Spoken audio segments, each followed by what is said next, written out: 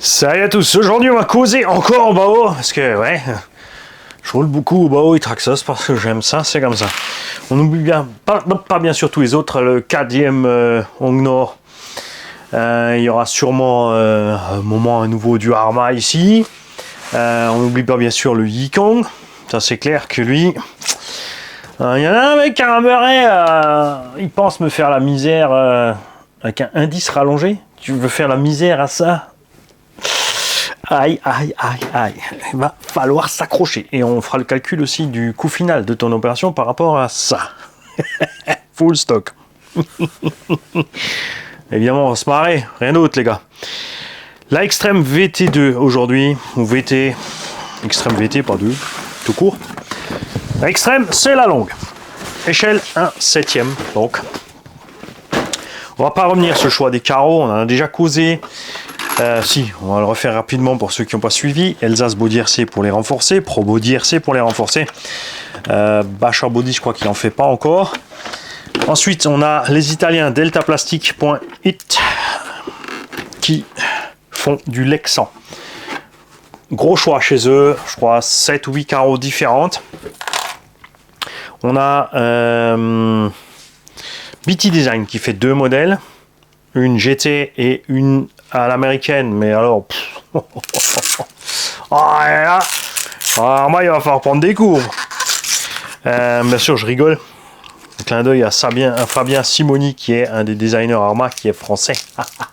Et ouais, on a un petit Frenchie à bord, on espère que Arrma va nous faire parce que les autres ils se bougent pas, ils veulent pas, ou les Italiens ou autres, des carrosseries de NASCAR un peu old school comme ça, on aime bien, c'est sûr. L'Extreme VT prend des kilomètres. On a fait 4 packs ce week-end. 3 fois 4S 5000 et une fois 4S 7008. Mais on a arrêté avant la fin parce que on était déboulonnés. Hein. Les pilotes, ça allait plus du tout. Un premier run avec cette machine qui était pour moi le 4e de la journée. Donc déjà 1 heure que j'étais debout le dimanche. J'ai commencé à 8h, donc c'était vers 9h. Ouais, on est à 3,85 et des brouettes, ça va bien. C'est des 7800, donc il y avait large la marge encore. Où je commence à avoir du mal. Donc petite pause, ensuite les autres sont arrivés, on a fait le 2e, le 3e pack. Le 3e pack c'était une bataille rangée avec Raph et moi. On a fait les cochons, mais alors génial. Et c'est là que justement les carreaux renforcés et une caisse solide prennent tout son sens pour nous, les azous du parking. Quand tu vois que ce roller coûte 350 €, oui, il te faut une carreau, oui, il te faut des pneus, oui, il te faut de l'électro, mais l'Arrma, les pneus sont pourris, la carreau, tu vas pas l'abîmer comme ce qu'on a fait là. T'es pas beaucoup plus loin, l'électro à bord galère avec le poids de la machine, donc t'es pas plus loin. Tu peux prendre la limitless, mais là c'est pareil, pour faire un bâche de cochon, ça va être chaud. Et surtout, ce que je reproche à ces Arrma, c'est la tenue de route. Alors, tu peux régler, faire ce qu'il faut, mais t'arrives pas encore à être vraiment bien à l'aise. C'est roulable, vous avez vu la BM chez Breezer est agréable à rouler, mais c'est pas encore de la tenue de route de GT. Et reste ce petit surpoids. Alors dans la BM, parce qu'on a exagéré, on a mis un méga gros moteur, on a mis, tu mets du 8S avec des grosses lipos, ça va bien. Là on est bien léger, 350 balles de base, train pneu il t'en faut comme j'ai dit de toute façon, carreau, si tu prends une Lexan renforcée, il faut compter une centaine d'euros. On a mis un VXL 8S à bord parce que voilà, config simple, tu as un X-Max, tu veux qui sont un peu plus balèzes, tu passes sur le kit Velociraptor ou le Hobbying 1100 ou quoi que ce soit d'autre, il te reste ton combo d'origine. Petit colin carter avant de chez RC Usinage 34, lien dans la description. Et tu montes ça dans ta VT. Et avec des 4S 5000, soit des bashing hautes, t'es pas obligé d'avoir des batteries super chères puisqu'on consomme pas des masses. Là maintenant moi je suis étagé en 23 par 47, t'es pas obligé d'aller à cet étagement là, moi je l'ai fait pour des raisons de son, un max de dents en contact égale un meilleur son. L'engin est super silencieux, d'origine ça arrive avec une couronne de 35, c'est vraiment prévu pour les gros moteurs ou les petits KV. Il y a plein de solutions. Moi, j'ai fait ce choix-là. Résultat, je suis super content. Donc là, elle a enchaîné 4 packs d'affilée. Elle en a déjà fait je sais pas combien. On a donc dépassé l'argent. Ouais, on a fait une dizaine de packs sans problème. Évidemment qu'une puissance pareille, des actions pareilles et le grip qu'on a avec des pneus adaptés, puisqu'on peut rouler avec n'importe quel pneu de catégorie 1/8 GT sur cette caisse. Ça aussi. Parce que, et encore là, on est dans une catégorie de poids un peu supérieure parce que je l'ai mis en vitesse. Si tu restes en 6, elle sera encore une fois plus léger que ça. Là, on est à 5,5 kg en vitesse. De résultat, les roues tiennent. On a fait 4 packs ce week-end. Ils en avaient déjà 2 ou 3 sur le pif. Donc, ça fait 7 ou 8e. Et vous avez vu que ça glisse, on driftouille quand même. Et mes pneus sont toujours pas morts. Le profil, tu te bases pas sur le profil. Hein. Faut pas se dire que j'ai plus de rainures, les pneus sont bouffés. Ça marche pas comme ça avec ces engins-là. Tu vois, donc il y a de quoi faire une dizaine de runs avec un train de pneus. Là maintenant, ce sont les XM3, donc ceux-là sont plus chers, c'est 25 € le train. Tiens, j'ai même eu un piaf. Il reste une plume.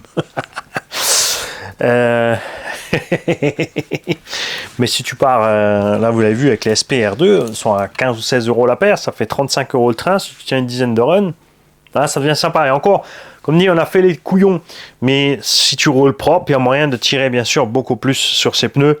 Toujours dans le domaine du loisir. Pour un compétiteur, ça sera hors de question de pousser les choses à ce point-là, mais nous, oui, c'est certain. Alors les compétiteurs, hein, si vous usez un peu vos pneus, dès que vous arrivez au bout des rainures, vous êtes plus content, n'hésitez pas. Faites des lots sur le bon coin. Les pilotes de loisirs, ils vont vous sauter dessus pour les prendre, c'est pas un problème. Parce que nous, on roule encore longtemps comme ça. On a fait du tilt avant-arrière, du tonneau, des cabrioles, châssis bronche pas. Bien sûr, on a frotté ceux qui avaient peur pour les sangles parce que tu peux mettre les bacs lipos. Moi, je roule juste avec les sangles, regarde. J'ai pas déchiré les sangles, elles sont toujours là, les lipos bougent pas. Et encore, je suis réglé relativement bas parce que je fais d'habitude sur le parking. Mais ça y va bien. La Caro, bien sûr, a fait tout le reste. Hein, elle a encaissé tous les assauts de Raph. Oh, Raph, je crois que tu me donnes Caro. Ouais. Une jaune, cette fois. Jaune. Et... tu vois, les plots de Caro Bao, c'est pas les plots Obitek. Suspension, rien à toucher. Diff arrière hyper détendu. Centre, la spool. Devant, 150 000 ou 300 000 CST. 300 000. Hein. Ouais, c'est 300 000. Ça va crème. Je peux mettre n'importe quel pneu dessus. Même si les pneus un peu trop durs, vous allez voir sur les vidéos. Ça glisse un peu le temps que ça chauffe. Après, ça prend. Et après, tu roules quand même. Même si les pneus sont un peu trop glissants. Tu mets des pneus soft ou qui n'auraient même pas survécu sur d'autres caisses. Avec ce poids-là, ben là, ça va bien. Donc, j'ai vraiment trouver mon équilibre qui me correspond avec les réglages. On a les suspects avec l'huile d'origine, on a les amortos couchés, on a la précontrainte quasi max à l'avant, quasi max à l'arrière, le moteur monté sur la partie arrière, les batteries en avant.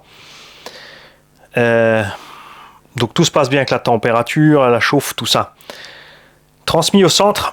Évidemment avec des puissances pareilles et quand on fait les bourricots comme ça, parce que là on se lâche un gaz-frein, on y va fort.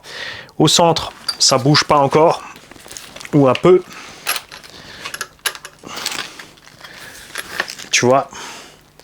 On remercie d'avance les gars aussi, on a un tonton qui travaille dans l'alu, qui a récupéré du tube alu 14 par 10, je me souviens bien, ou 14 par 12. Il les a coupés en morceaux de 35, hein, il a dit pas faire, parce que voilà, si tu envoies des bouts de 2 mètres à la poste, ça va être un problème. Il a fait des bouts de 35 qui suffisent large. Et on va pouvoir envoyer ça bien sûr à un Mika Bedos. Enfin, à un moment, on démontrera un de ces cardans. Voir comment c'est foutu à l'intérieur, si c'est cannelé ou mis sur le plat, pour pouvoir utiliser ce tube pour faire des cardans sur mesure à gogo pour ceux qui en ont besoin. Donc tout ce qu'il faut acheter, c'est 2 noix au bao. Et ensuite, tu choisis la longueur du tube, tu coupes et on emboîtera ça selon comme ils ont fait ça. T'as le plan. Si tu regardes les plans, Mani, je sais pas s'ils ont fait l'explosé détaillé. Oui, ah non, dit éclaté. Non, explosé, éclaté, c'est pareil. Ça revient au même. Arrêtez avec vos termes trop compliqués et difficiles. Jouez sur les mots. Ah, il y en a, ils se font du mal, hein. C'est pour ça que j'insiste sur les termes techniques. Il faut se détendre un petit peu. Alors, où est-ce qu'elle est? Je n'ai pas là la notice. Oui, donc je vais voir si c'est juste 2 cylindres emmanchés en force, plus le BTR. Ou si c'est... je pense pas qu'ils aient cannelé là-dedans. Il y a peut-être un méplat, mais... faudrait que tout le tube ait été extrudé mais plat, alors je pense pas. Et pour te dire comme je suis curieux, tu vois, ça fait un moment que la voiture est là, j'ai jamais regardé plus loin.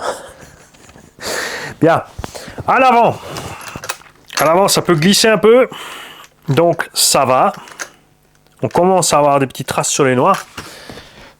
Là où ça a morflé le plus, à cause de la spoule, c'est l'arrière. Si on avait un diff central, on morflerait moins à l'arrière, mais là, oui. Regarde, là, on commence. Regarde. On commence à tracer les noix, mais les axes, ça va. Vu ce qu'elle a déjà subi, on est tranquille.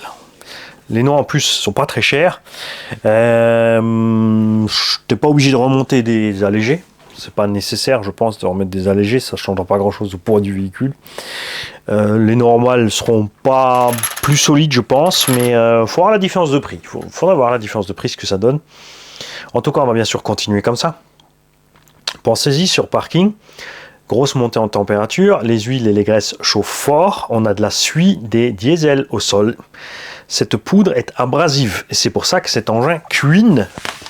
Après les 4-5 packs, là, on a un week-end, on a des endroits où ça cuine un petit peu, j'ai l'impression. Non, ça va. Si. On a du petit cuit-cuit. On a déjà de la poudre de rouille. Regarde ça. T'as vu, là? T'as vu? T'as entendu? Il y a un petit... Ouais. Tu vois que ça cuine. Donc les roulements gaffe, hein, faut vraiment les entretenir. L'idéal aurait été bien sûr entre chaque run de balancer un petit coup d'huile sur les roulements pour diminuer un peu ce phénomène. Roule avec nous une Serpent LWB et une GTB. Les deux ont eu la petite blague du gravier qui se met entre la chape et le porte-fusée. Là, on a un train à rotule, donc pas de blague à ce niveau-là. On a vraiment un angle de braquage énorme malgré la longueur du véhicule. Et t'as vraiment définitivement pas besoin de diff. Les vidéos arrivent, vous allez voir, ça va. Je suis content, quoi. J'ai trouvé mon X-Max Piste. Tout simplement. Ça s'arrête là. Donc je vais pas chercher plus loin. Sauf si, bien sûr, il y a vraiment une nouveauté qui arrive. On parle pas d'une Arma V2, V3, on parle de quelque chose d'autre. Peut-être que... Non, Losi, ils feront rien, puisque Horizon Hobby, ils ont acheté Losi, Arma et compagnie. Donc on n'aura pas de concurrent Traxxas. Ils ont fait un X01 V2. C'est pas ce qu'on voulait. On voulait un Sledge en 1/7. Un Sledge en piste 1/7. Alors là... Attention, par contre, oui, on aurait peut-être eu le problème du poids qu'on ne veut pas sur l'Arma. Donc en tout cas, je veux dire, en 1/7, pour concurrencer ça, il va falloir que les autres s'accrochent. Tous ceux qui sont bricoleurs peuvent bien sûr faire cet engin eux-mêmes avec leur base à eux. Tu veux faire une Mugen 1/7, c'est pas un problème. Tu prends ta Mugen, tu prends les dimensions pour arriver à 405 mm, t'envoies le châssis et les plans ou tout ce que tu veux à RC by J, il te fait ton châssis en carbone. Pour te faire ta Mugen MGT7, c'est rigolo, elle s'appelle déjà MGT7. Donc ça sera la MGT7 au carré. Et pour te faire une Mugen, puisque il y en a une qui roulait aussi avec nous, la bonne vieille MGT7 qu'on a présentée ici, cette chaîne que j'ai roulée, qui est passée dans mes mains, dans les mains de Raph. Maintenant c'est chez Hobby. On a couché les amortos à fond, on a fait des déports de suspension dessus. Cette caisse tient le pavé comme un chewing-gum tiède. C'est magique. Elle est vraiment, niveau de tenue de route, excellente. J'ai retrouvé cet équilibre avec celle-là. Peut-être que là aussi, je me pencherai sur déporter plus les suspectes avec Jérôme. Tu vois, faire la petite cale qui va bien pour coucher plus la suspecte. Mais franchement, il n'y a pas besoin. Je le ferai peut-être juste pour essayer.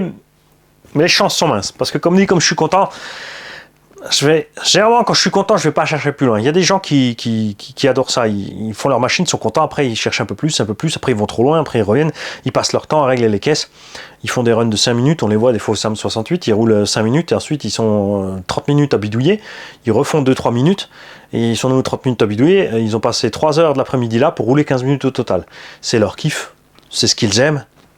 Il en faut pour tous. C'est ce qui est bien en RC. Moi, je préfère faire les kilomètres. Perso. Donc là, elle a fait à peu près 60 km ce dimanche. En gros, hein, 60 et 70 km. Je vais pas y faire grand chose. Je vais passer un coup de soufflette. On va mettre de l'huile où il faut. On va checker les roulements peut-être sans trop là. Alors ce qui est bien, c'est qu'ils ont mis les roulements non étanches, donc très facile à huiler par l'extérieur. Pas besoin de se prendre la tête.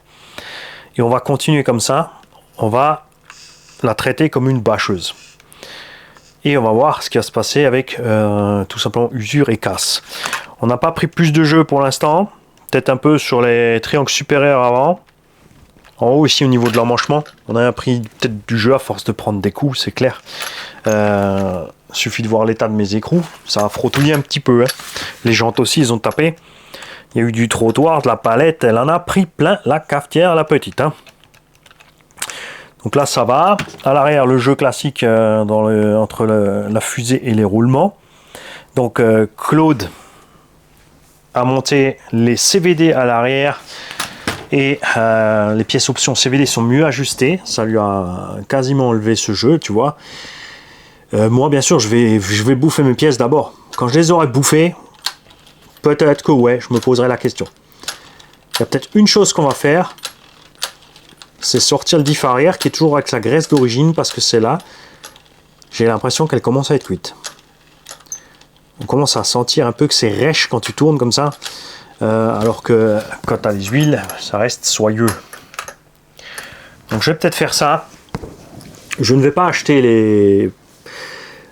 les pièces en alu avec l'accès rapide. Elles sont belles, elles sont magnifiques, ça sera très bien sur la machine. J'en ai aucune utilité, tout simplement. Les diffs au Bausch, je sais qu'ils encaissent. Je m'amusais pas à changer mes huiles de diff. Enfin, sur mes Bausch, je change pas mes huiles de diff tous les 10. Je fais comme en X-Max en fait. Je roule l'année, puis après j'avise. Bon, maintenant celle-là, comme j'ai plus que celle-là sur la piste et que j'ai décidé de ne pas prendre de deuxième piste pour laisser refroidir, au pire, je passerai vite sur un TT en piste. C'est sûr que là, elle va enchaîner les kilomètres et là, c'est sûr qu'on pourra pas faire l'année. Hein, mais on va pousser les choses. D'un autre côté, j'ai envie de laisser l'arrière parce qu'on fait du drift et tout aussi. Voir ce qui va se passer avec ce plastique, si le croisillon va bouger à l'intérieur ou pas. Comme dit avec la VT ou la GTB et tout ça, on n'a pas eu de surprise à ce niveau-là. Vous avez vu que sur la Hobbytech c'est toujours un peu plus faible ce plastique là au niveau des cellules de diff. On a fait des traces plus vite à l'intérieur. Donc là on va peut-être provoquer tout ça. Je vais peut-être en prendre une deuxième de laquelle je prendrai plus soin. Pourquoi pas prendre une deuxième, l'équiper. Ouais. D'un côté, j'avais dit je vais peut-être faire celle-là aussi, tout redémonter, passer celle-là en le plus léger possible. Mais ce serait peut-être sympa d'en faire deux.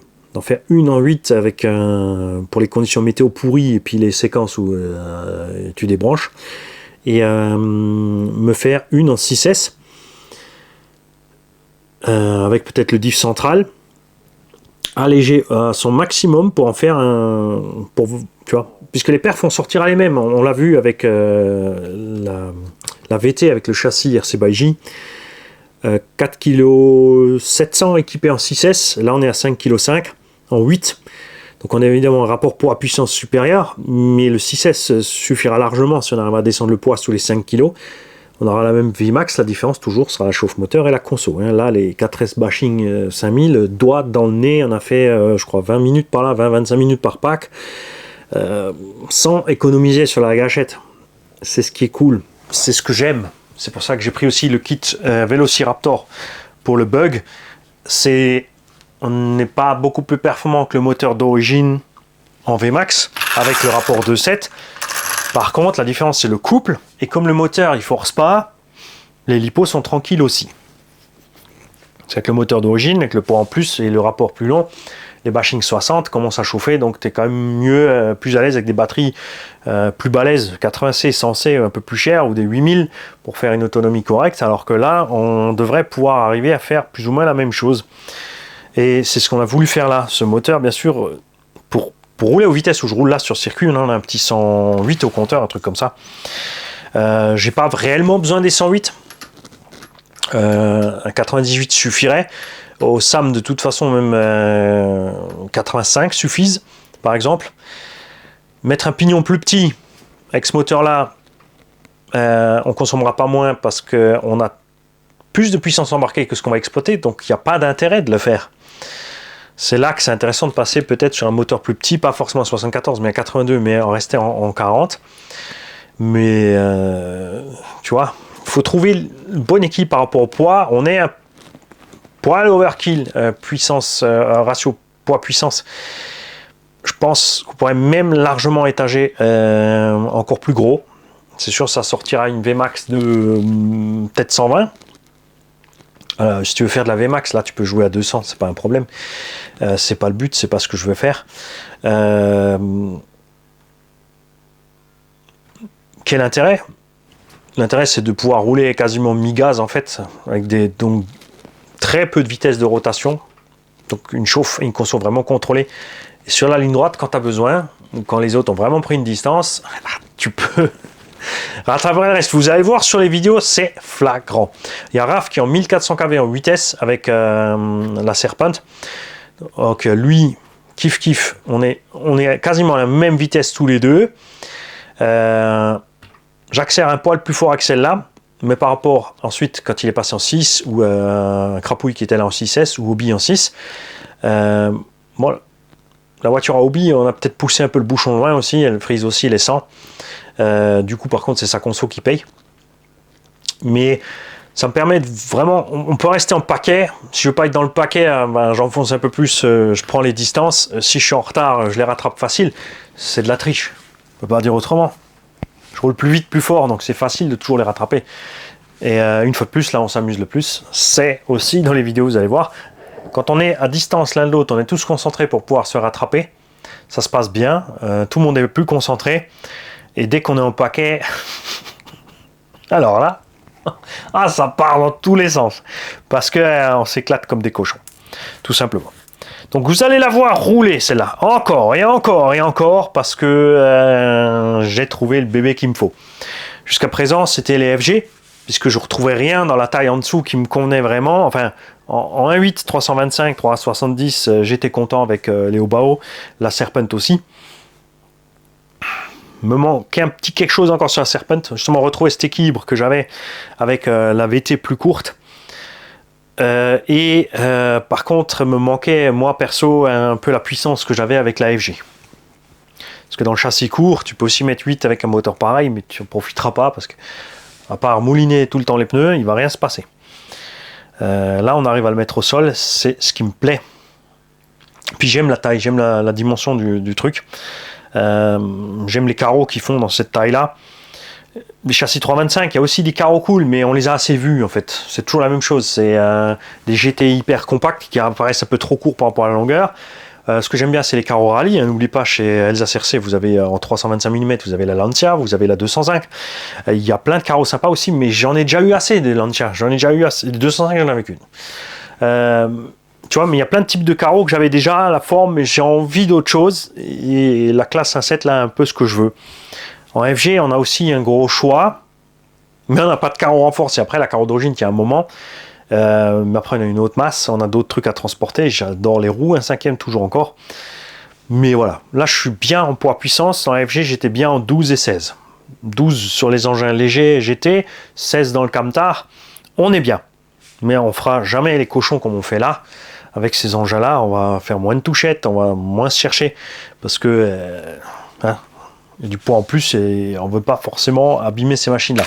Là, ça me fait beaucoup moins mal. Les pièces au bas ne sont pas très chères. Si je claque un triangle ou quoi que ce soit, un porte-fusée, une fusée, c'est pas grave. Il existe plein d'options alu que je ne mettrai pas. Il y a même les étriers arrière alu. Si je veux, à la limite, est-ce que je vais les mettre? Je pense pas. Je pourrais mettre les CVD et les étriers alu pour gommer le jeu derrière. Avec ma façon de rouler, je n'ai pas besoin. J'ai vraiment pas besoin.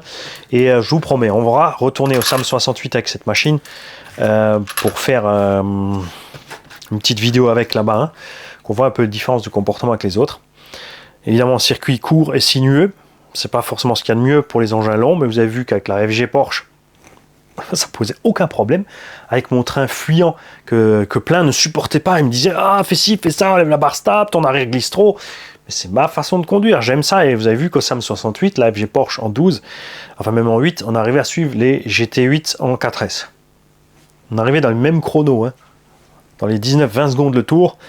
évidemment pas dans les tours des meilleurs. Si j'avais confié cette machine, je pense, à quelqu'un qui sait rouler mieux que moi, mais t'as vu qu'il aurait réussi à claquer les mêmes chronos avec la FG de 10 kg sur un circuit 1/8 que les GT8 en 4S.